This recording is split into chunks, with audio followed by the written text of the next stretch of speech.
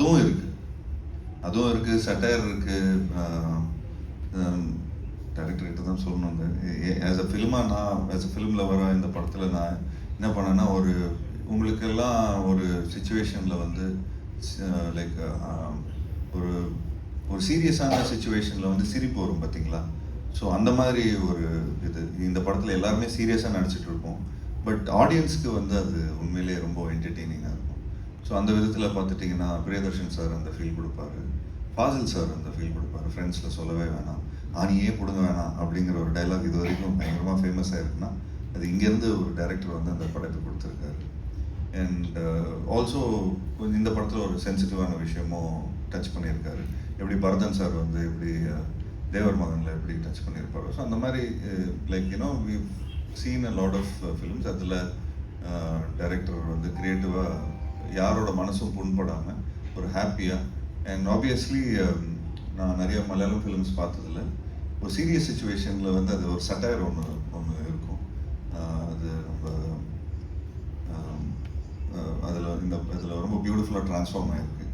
So serious சுச்சுவேஷனில் ஒரு comedy நடக்குது, ஒரு காமெடி சுச்சுவேஷனில் ஒரு சீரியஸ் விஷயம் நடக்கிறது.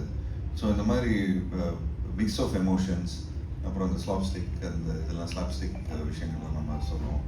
ஸோ அந்த மாதிரி விஷயங்கள் எல்லாமே இந்த படத்தில் இருக்குது. அண்ட் ஒரு நாவல்ட்டி இருக்குது இந்த ஃபிலிமில். ஸோ ஐம் ஷுர் இந்த காமெடி ரைட்டிங்கில் இப்போ வந்து லாஜிக் ஆடியன்ஸ் கேட்குறாங்க. பண்டு இப்போ காதலா படத்துல எல்லாம் பெருசாக லாஜிக்கெல்லாம் இருக்க வேண்டாம், ஆனால் நாம் அதை ரசிச்சிருப்போம்.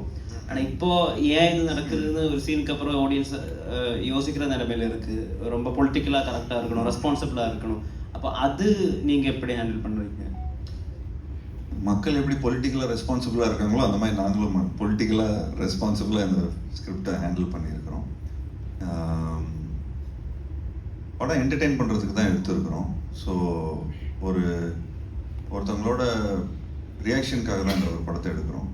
இன்னைக்கு when you go and see a movie, ஒரு ரொம்ப அழுவ வைக்கிற மாதிரி ஒரு படத்தை we cannot go and see ஆடியன்ஸோட ரியாக்ஷன் என்னவாக இருக்குது. பட் ஒரு காமெடி பண்ணும்போது ஒரு 1000 people உட்காந்துருக்காங்க, அவங்க சிரிக்கிறாங்க அப்படின்னா அதோட சத்தம் கேட்கும் நமக்கு. So you will understand the reaction. அதே மாதிரி ஒரு எக்ஸ்ட்ராடினரி காமெடி சீக்வன்ஸும் சரி, அந்த ஒரு என்டர்டெய்னிங் கேலப் சீக்வன்ஸாக இருந்தாலும் சரி, கை தட்டுவாங்க. ஸோ மாஸ் மூமெண்ட்ஸ் நிறைய வரும். ஸோ இந்த மாதிரி விஷயங்கள் வந்து ரியாக்ஷன் நமக்கு தெரிய வரும்.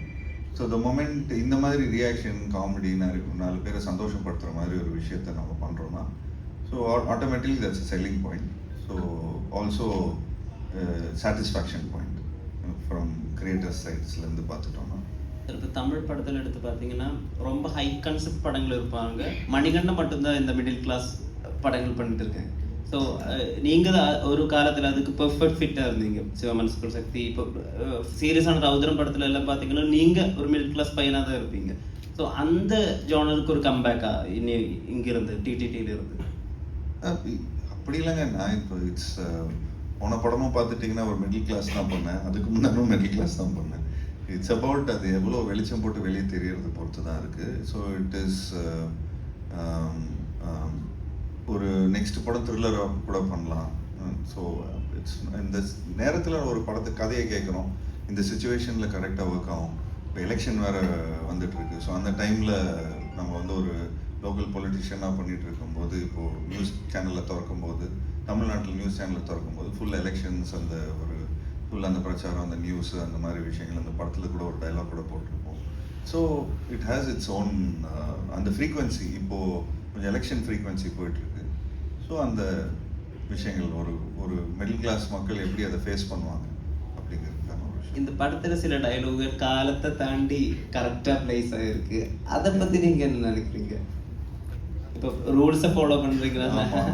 அது ரொம்ப ஆப்டாக இந்த அந்த டைமுக்கு வந்து பொசிஷன் ஆகிருக்கு. அதை எப்படி பார்க்குறீங்க? டேரக்டருக்கு ஒரு சட்டையர் இருக்குன்னு சொன்னேன்ல.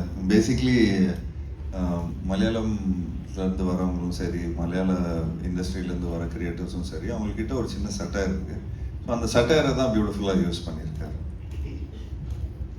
டாக்டர் தானே